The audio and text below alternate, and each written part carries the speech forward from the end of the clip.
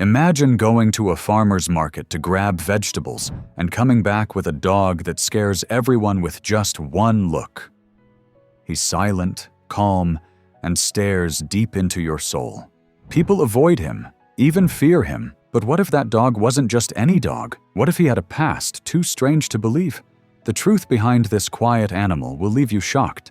This is the story of a man named Ryan. Ryan loved his life.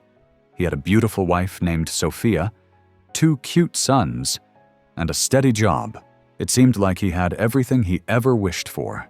One Sunday, Sophia asked Ryan to go to the farmer's market and buy some groceries. Ryan didn't think much of it and happily agreed. He started his car and drove to the market. Ryan walked slowly through the usual stalls, picking up the things his wife needed. Nothing seemed out of the ordinary until he saw something unusual. A big black dog with sharp ears and yellow eyes was staring right at him. Ryan stopped and looked back at the dog. There was something strange about it. The dog didn't run away or bark. Instead, it stayed calm and looked deep into Ryan's eyes. Even though the dog looked a little scary, Ryan felt a strange pull toward it. The dog didn't seem interested in anyone else but kept staring into Ryan's eyes. It was like the dog saw something special in him. Then the dog slowly turned its head back to the wall of the pen, ignoring the people around. But Ryan couldn't stop himself. He took a few steps closer. There was something about the dog that made him want to help. As Ryan got closer, the butcher came over and told him the dog belonged to him. Ryan was surprised because the dog looked very sick and dirty. He had thought it was a stray, left all alone on the street. The butcher said he was selling the dogs because he didn't really care about them. Ryan had already picked a name for the dog in his head, Horace. The butcher explained that Horace had only come a few days ago, but he scared the customers so much that they did not want to come inside the shop. The dog looked mean, and nobody wanted to buy him. The butcher warned Ryan that if no one bought Horace soon, he would have to give the dog to animal control. That meant Horace would probably be put down. This shocked Ryan deeply. He knew he had to do something. Ryan knew right away he couldn't leave Horace behind. He felt worried the butcher might ask for a lot of money, but that wasn't true.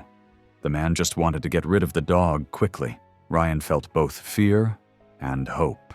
Fear because Horace looked like he might be dangerous, especially with Ryan's 4-year-old twins at home. But he also felt hope maybe Horace just needed a chance to show who he really was. Ryan thought he should call his wife, Sophia, before buying Horace. But the seller was packing up, and time was running out. The idea of Horace being taken away and put down was too hard to think about. So, Ryan made a quick choice. He paid the man and took Horace to his truck. On the way home, Horace didn't bark or make any noise.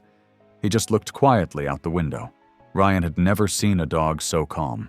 He started to wonder if Horace had been trained before, maybe as a police dog or a military dog. That kind of calm didn't seem normal for a dog in such a place. When Ryan got home, Sophia's eyes said it all.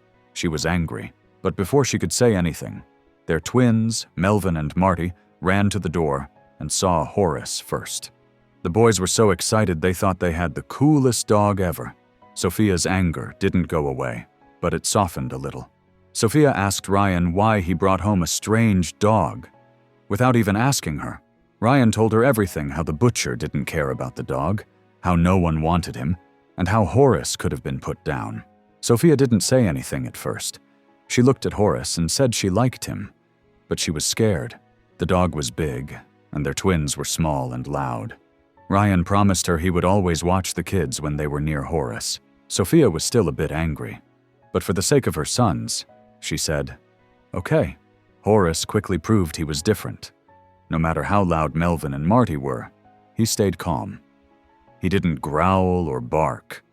Even during walks, people stayed away just by looking at him, and that made Sophia and Ryan feel safer. But after a month, Ryan started to wonder why didn't Horace ever show excitement or fear. He was always quiet. Something didn't feel right. So Ryan booked a vet visit to find out more. So Ryan told his wife to come with him, but she said no and told him to go alone. Ryan agreed because he never wanted to take the twins to the vet anyway. If something was wrong with Horace, he didn't want the boys to see it and get scared. When Ryan and Horace reached the vet, the place was full. People stared at Horace with fear. Some even moved their pets away. Ryan knew it was because of how Horace looked big, serious, and a little scary. A staff member walked over and asked Ryan to wait outside. Some pet owners felt unsafe around Horace. Ryan was used to this kind of reaction. It still hurt, but he tried to ignore it. After a few minutes, a man in a white coat came out. He looked calm and gentle. He said he was the senior vet and wanted to see Horace first to avoid trouble inside. Ryan nodded, feeling thankful someone finally didn't judge Horace right away. Ryan was called in faster than he expected. The vet wore a long coat and gloves, like he was about to do surgery, even though it was just a checkup. Ryan shared his worries while the vet quietly checked Horace without saying a word. Then, without warning, the vet walked out and said he'd be right back. Ryan waited, confused. He heard quiet voices outside but couldn't understand them. Minutes passed. The vet didn't return. Ryan knocked on the door. No reply. He tried to open it. It was locked. His heart started to race. Why would they lock him in? Was it because of Horace? Angry and scared, Ryan kicked the door open. The vet stood there, calm like nothing had happened. Ryan stepped out and looked him in the eye. "What's going on?" Ryan asked firmly. The vet said he had just called the police on Ryan and Horace, and they would be arriving soon. Ryan stood frozen. He couldn't believe what he just heard. Why would anyone call the police on him for bringing a dog to the vet? Before he could ask more questions, the vet calmly said, "The police will explain everything." Ryan's heart started racing. He looked at Horace and felt a deep fear. What if they were planning to take him away? He stood in front of Horace, ready to protect him no matter what. Soon, 2 police officers arrived. One of them asked Ryan to hand over the leash. They said Horace had to go to animal control. Ryan refused. "You'll have to go through me first," he shouted, his voice shaking. One officer stepped forward and spoke gently. "We don't want to hurt anyone." The vet recognized this dog. He's not just any dog. The officer said Horace was actually a rare Mexican hairless dog named Viva. He used to belong to a religious leader in Mexico City. In that culture, these dogs were sacred and believed to guide souls to the afterlife. Some people found that scary. Viva, or Horace as Ryan called him, was used by the religious leader to calm grieving families during funerals. The dog's calm and emotionless presence showed that the god did not want to take the dead souls away. That was why Horace was always so steady and quiet.